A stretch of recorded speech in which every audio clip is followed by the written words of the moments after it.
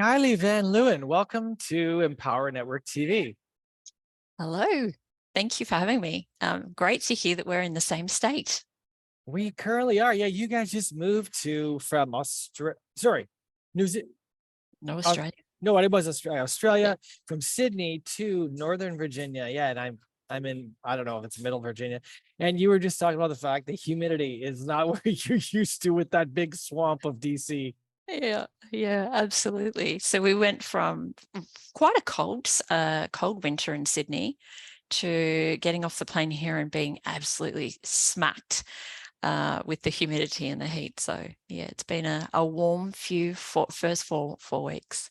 And you said you have a doggy that's getting used to this humidity. So what kind of dog do you have? So we've got a Labrador. He's a Labrador cross retriever. He had 28 hours, so he had two 14-hour legs to get here, flights from Sydney. He was a trooper, but he loves the winter. So I'm praying for snow this winter here. So he's never seen snow before. So So when you're saying he loves the winter because in Australia it's heat, so you're you're looking forward to snow winter, what we're used to?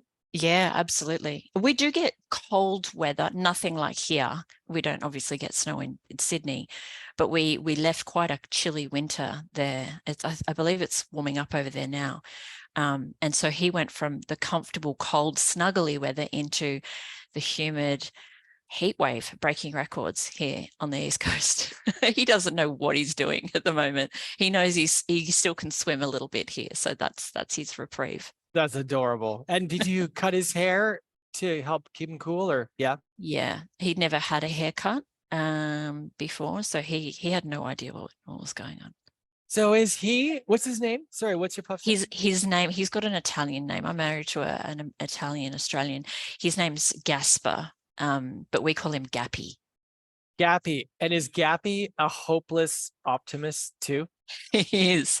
Maybe that's where I get it from. I get it from him, having him in our lives for 5 years. I'm trying to sort of, live my life more like a dog, I think, because they're grateful just to wake up in the morning. He bounces around. He's grateful for those simple things. So he is definitely a hopeless optimist like his mum.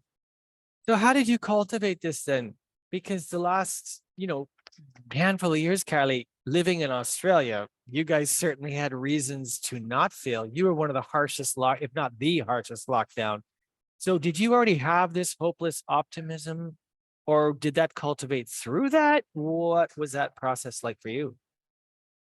I think probably, to be honest, I don't think I was super, super optimistic in my 20s. I was like most 20-something-year-olds, trying to just figure out who I was, what was my path in life. Lots of limiting beliefs and things, and all of that confusing stuff. I would never go back to being a teenager or sort of in my 20s, but I had a bit of that awakening stuff. I reckon from my mid 30s, overcome lots of challenges, broken marriage, lost my mum to cancer, just those things that make us who we are and make us, I think, more resilient in life. And even after those things happened, you come out the other end. And one of the things I always say to my daughter is the bad or the hard times don't last. Those hard days, they can't last forever. Just like the good days and the good times, they can't go on and last forever. So we have to ride the storm.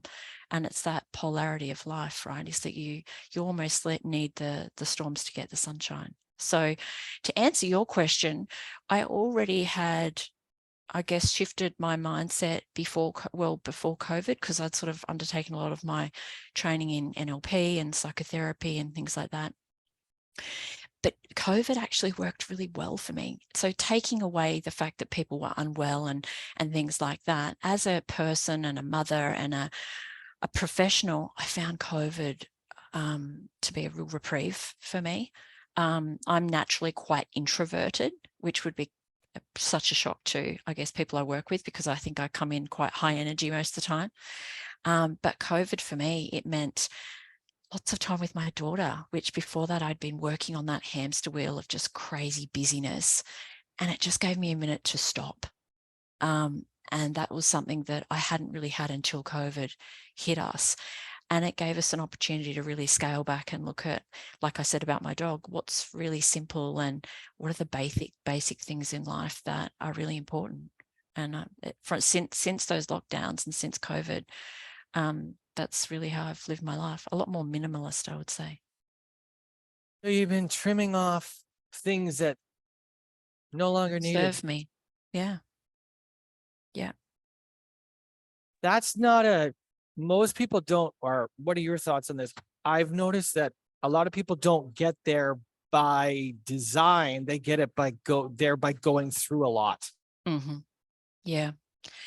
Isn't that and I was talking to my husband about this morning. We choose how we perceive the things that happen in our lives, or a lot of people say these things are happening to me. But we have the opportunity to perceive even challenges in a different way. We have control over how we perceive those things. And I choose to see challenges as opportunities. And that's what I think you're saying, is that people are usually, because of their experiences in life, that they're forced to shift their mindset or change how they perceive things, rather than just waking up one day and thinking, I'm sick of feeling the way that I feel, or I'm the way I'm working and moving in life or showing up in the world it's not serving me. So how do I do things differently? I don't think people consciously normally make that decision. It's exactly what you said. They're sort of forced to change how they are and how they show up in the world. No, for me, it's almost like every time I feel like something is thrust upon me, and I either go down because I choose poorly, victim, or else it refines me, but it's fucking hard sometimes. Maybe we should have called this brutal honesty. I love that. Yeah, that's right. And, it's one of those things where the hopeless optimism stuff, I think I'm not somebody who goes through life delusional and always looking at, the positive side of things. I try to, but I've said to my daughter, feel what you're feeling. Like you have to give yourself the right and the opportunity that if you're feeling sad, especially with our big move recently, if you're having a bit of homesickness or you're feeling a particular way, sit with it. Like, give yourself permission to feel what you're feeling. It's not always about glossing over it and saying, no, it's, I'm feeling fine when you're feeling shit. It's feel it, but it's how long we sit there, and then how quickly we can move to a space where we move into, like you said, that higher energy or that more positive space. So it's that balance, right? Do you think that it's possible to even be truly, in a truthful sense, optimistic and not just in denial, if you don't descend and feel things that, let's say, are knocking on your door to feel, and that might not be fun to feel? Yeah, I think we need to, right? You need to feel those things. A dear friend of mine, I had a Zoom the other night with a dear friend of mine back in Australia, and it's really funny when you feel that sort of psychological safety with people, and you have those people in your life that hold space for you. She's one of those people for me, and she said, and she leant into the screen like this, and she said, how are you really going? And just the question and the way she asked it. And it's funny because a lot of my coaching clients say that this happens when I'm talking to them. I just cried. And I said to her, I'm fine. And she goes, yeah, you seem fine. And I said, but there's a couple of things I'm just missing, and I'm just the adjustment. And she's like, you just sit in it. Just sit in it for a minute. You're not the person, Kylie, that's going to sit in it for days and weeks, but just feel it and understand why you're feeling the way you are, and then you move on. And that's exactly what I did. I didn't gloss over it and ignore it. And so I think you can be both. You can be really optimistic, and 95% of the time you are one of those people who really look at things in a positive way, and you look at things more as an opportunity than an obligation, or a challenge or a failure. But at the same time, you need to be honest with yourself and feel what you're feeling in the moment. Otherwise, it comes up later tenfold, I find. And then it screws up your stomach, your digestion, it screws up your sleep, and screws up your relationships. Well, at least for me, because I end up not letting that thing out. that I should have been there I'm shooting on myself again, but I totally concur.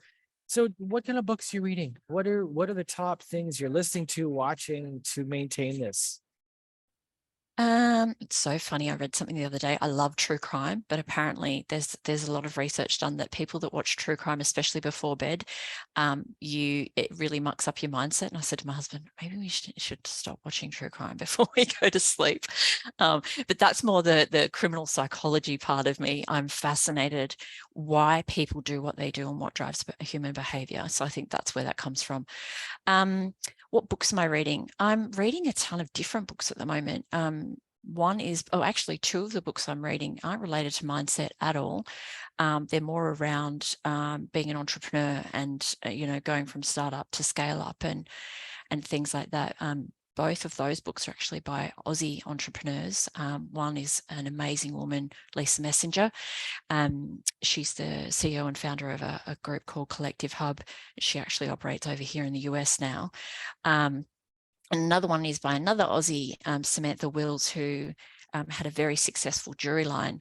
And she now resides in New York, which was sort of always my dream. And it's funny that now that I have the access to New York that I always wanted.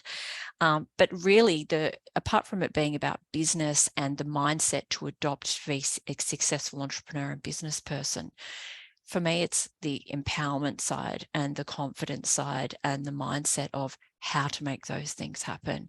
That's probably got me really hooked into those two books in particular that I've read twice before.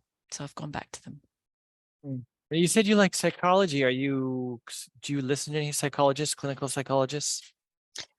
At the moment, I haven't. Who I'm hooked on listening to is an American guy who has a podcast called The Mindset Mentor, Rob Dial. And I like his style because he's really honest, very authentic, calls it as he sees it, really talks about a whole bunch of different things when it comes to mindset and how, usually as human beings, we are the ones that get in our own way most of the time, whether it's procrastination, whether it's limiting beliefs, whether it's not realizing that we even have limiting beliefs or how to address them. He's got a bunch. I think he's got over 1,000 different episodes, but I'm obsessed with his podcast because every morning I switch it on when I'm getting up and getting my morning routine. And it feels like, I think at least 2 mornings out of the 7, one of those podcasts it really speaks to me, like it was written for me on that day. So his podcast really speaks to me, especially at the moment. So your foundation is a lot of these books which help you stay honest and grateful and present. Mm-hmm. And then obviously your family. So if you're perceived as an outgoing person, Kylie, with all this massive energy, and yet you're a little bit of a recluse. So do you recharge by being on your own or with your family? Yeah. I'm I would say there's introvert, extrovert, and then the introverted extrovert, right? I would say my daughter's an introverted extrovert, and I had to explain to her what that was. She needs to recharge her battery by small bouts of socializing. So she would go out in the day for a couple of hours with her friends and then crave alone time. And she's an only child, so that's probably why as well.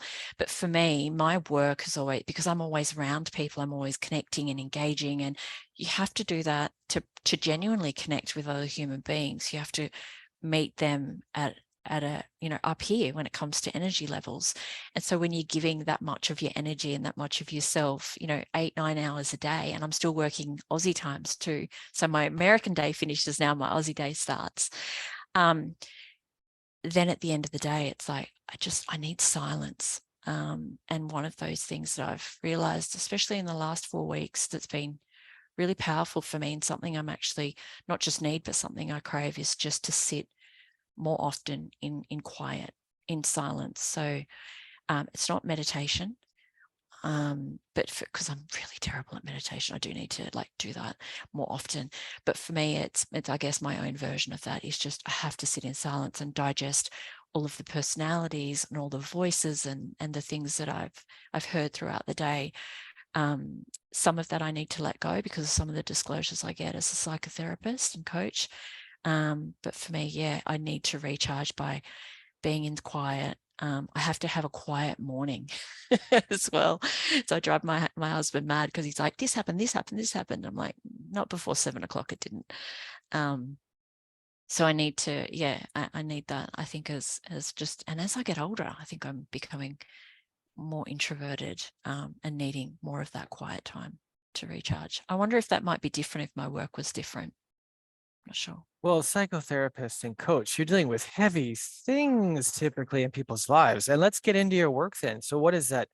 Wherever you want to go with that, what does that look like currently?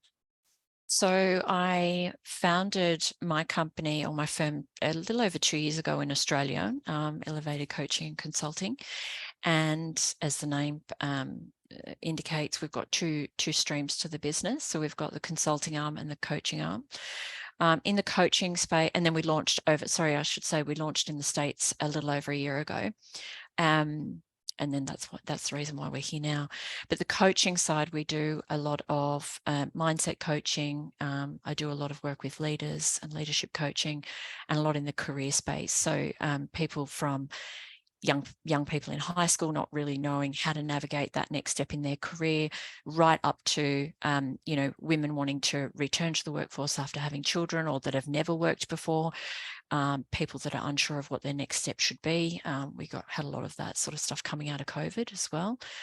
So that work is beautiful. I absolutely love it. Just helping people navigate, their journey and where they want to go and focusing on what they want. And then the consulting side of the business, we work with organizations around, leadership development, emotional intelligence, lots of nonprofit clients that we have, because that's my background, helping them with their strategies, strategic plans. We design a lot of human or person-centered programs. So we do a lot of work in the disability space, a lot of work, culturally responsive practice and work with refugees and migrants. But my biggest sort of passion area that links to all of that is working with firms to create more diverse, inclusive and psychologically safe workplaces. So making sure that everyone is included and psychologically safe in the workplace, because we do a lot of work with individuals who have had quite traumatic experiences in the workplace. And I see the product and the result of what happens to human beings when they're not included and psychologically safe. So Yeah, a lot of that's us in damage. a nutshell. Yeah, a lot of damage. And then to climb out of that, and of course people can climb out, but there's a lot of choices involved in climbing out. Some people don't have the tools, or they're not shown the tools, or they don't know how to take the tools. And it's like you're a frontline worker then. That's right. And what I've found too, we did a lot of industrial relations, human resources consulting and coaching in Australia. We're not doing that work. We're doing strategic human resources in the States, but definitely not the industrial relations side of things, because the legislation here is different. But what we found was that citizens had no idea of their workplace rights. So we would get calls from people that were really distressed saying, I've just been terminated. Are they allowed to do that? Or I've just been invited to a meeting with the CEO and my boss in half an hour over the phone. It doesn't feel right, Kylie. And I'm like, that's because it's not. Like, if your body's screaming that this is something that's not right, it's because it's not. But what we found was that even Australian citizens had really very little understanding and awareness of their own workplace rights. So that's why we do a lot of work in that space with people from migrant and refugee backgrounds as well, because they are particularly, and people living with disability, they're particularly vulnerable to being exploited or harassed or experience discrimination. So yeah, it's very rewarding work. And again, it comes from a place of empowerment. It's beautiful. I can see why Deborah invited you and wanted me to interview you. She's too kind. Yeah, Deb and I worked together not long ago in a beautiful national nonprofit back in Australia. So yeah, she's doing amazing things. Yeah, and I want to ask you then, what is on your guys' site? So the rest of 2023, what are you guys aiming at? So we've partnered with an amazing nonprofit based here in DC. That'll come out probably in 2 weeks. We'll make the announcement about who and what, but we've created an amazing program, 3-day program for nonprofits, corporates, anybody who wants to understand and develop, I guess, as leaders, the understanding of how to create a more diverse, inclusive, psychologically safe workplace. And the partnership is, I guess, we cover that side of it and facilitate that side, which is our subject matter expertise. And then the nonprofit we've partnered with really does a deep dive into workers' rights, workplace fairness, and how that looks in practice for leaders and organisations here in the States. So that's one awesome project that we've been working on for a good 6 months. And that'll be launching, like I said, in about 2 weeks. And then we've got our new disability in schools, so early intervention disability awareness and inclusion program that we've just launched, and that will be running in elementary schools on the East Coast to start. Hopefully it'll be across the US in time, but that's really to work with elementary students and to start with young people and build their awareness and understanding of what life can be like as a person living with a disability.